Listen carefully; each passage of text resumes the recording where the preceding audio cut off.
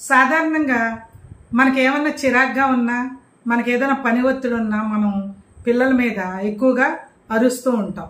కానీ అలా అరవడం మనం తగ్గించుకోవాలి. ఒకవేళ వాళ్ళు మనకు నచ్చిన పని ఏదైనా చేసినప్పుడు మనం మౌనంగా ఉండటమే మంచిది. దాని ద్వారా వాళ్ళకి అర్థమవుతుంది మనం తప్పు చేస్తే అమ్మ మనతో మాట్లాడదు అని. అందుకని మనం అదే అలవాటు చేయాలి తప్ప తిరిగి మనం అరవడం వాళ్ళు అరవడం వల్ల బీపీ రేజ్ అవ్వడం తప్ప ఏమీ ఉండదు. ఇంకోటి ఏంటంటే పిల్లలు స్కూల్ నుంచి కానీ కాలేజెస్ నుంచి కానీ ఎక్కడి నుంచి వచ్చినా మనకు కొన్ని విషయాలు చెప్పాలనుకుంటున్నప్పుడు మనం పూర్తిగా అది శ్రద్ధగా వినాలి.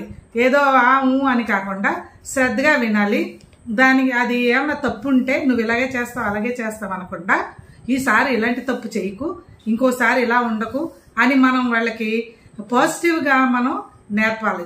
దీనివల్ల వాళ్ళలో ఎప్పుడు ఆ పాజిటివ్ థింకింగ్ అనేది వస్తుంది. తర్వాత మనకి పెద్ద పెద్ద కోరికలు, పెద్ద పెద్ద చదువులు చదవాలని మనకు ఉండొచ్చు. అవన్నీ వాళ్ళ మీద రుద్దకూడదు. నువ్వు ఇలా ఉంటే నేను ఆనందపడతాను అన్నట్టే మనం వాళ్ళకి చెప్పాలి.